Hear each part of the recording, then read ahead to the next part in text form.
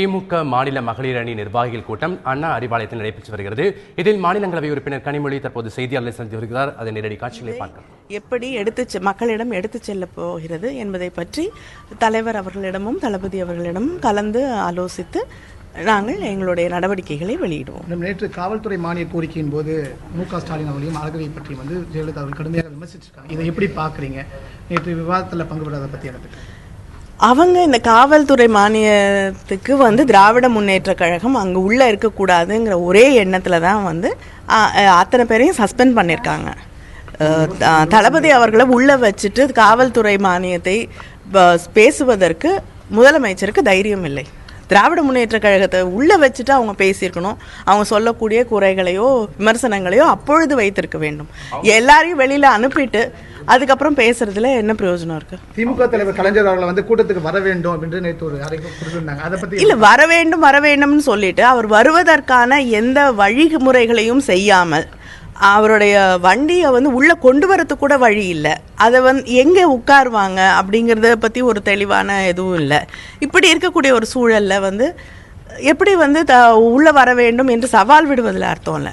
அவர் உள்ளே வருவதற்கான வழிமுறைகளை செய்து தர வேண்டும். அதற்கு இந்த அரசாங்கம் தயாராக இல்லாத நேரத்தில் நீங்கள் உள்ளே பேசுங்க அப்படின்னு சவால் விடுவதில் அர்த்தம் இல்லை. 2006 11 வரைக்கும் திமுக ஆட்சி நடைபெற்ற சட்ட ஒழுங்கு விஷயத்தை ஆல்பமாக கொண்டு காமிக்கிறதா இருந்தார் நேற்று சொல்லியிருந்தாங்க. இதை எப்படி பார்க்குறீங்க மேடம்? 5 ஆண்டுகளிலே அதிமுக ஆட்சியில் நடைபெற்று இருக்கக்கூடிய சட்டம் ஒழுங்கு சீர்கேட்டை பற்றி முதல்ல அவங்க பேசுகிறோம். அவங்க தான் கடந்த 5 ஆண்டுகளிலே ஆட்சியில் இருந்தாங்க. இப்பொழுதும் தொடர்ந்து ஆட்சியில் இருக்கக்கூடியவர்கள் அதிமுககாரர்கள், அம்மையார் ஜெயலலிதா அவர்கள் தான். இன்னைக்கு தமிழ்நாட்டில் பாதுகாப்பே இல்லாத மாநிலமாக மாறிக்கொண்டிருக்கிறது அப்படின்னு மத்தியில் இருக்கக்கூடிய அந்த ரிசர்ச்சும் சர்வேவும் சொல்லுது. இந்த நிலையில் தமிழ்நாடு மோசமாகிட்டே போயிட்டு இருக்கக்கூடிய இந்த நிலைமையில் இவங்க தான் ஆட்சியிலே நடந்த குறைகளை, தவறுகளை அதற்கு முதல்ல பதில் சொல்லட்டும்.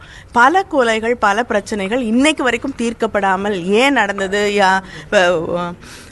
ராமஜெயம் அவர்கள் கொலை வழக்கில் எடுத்துக்கிட்டிங்கன்னா கூட இன்னைக்கு வரைக்கும் கூட இத்தனை ஆண்டுகள் 6 வருஷம் ஆகுது.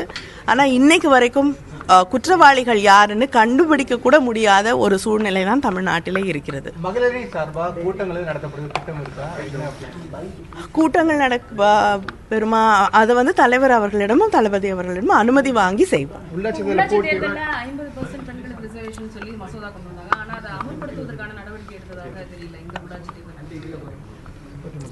இல்லைங்க, அவங்க கொண்டு வந்திருக்காங்க. நிச்சயமாக அதை அமல்படுத்துவதற்கான நடவடிக்கைகள் எடுக்க வேண்டும். சட்டத்தை கொண்டு வந்துட்டு அது செயல்பாக்கமாக கொண்டு வரலைன்னா என்ன பயன்?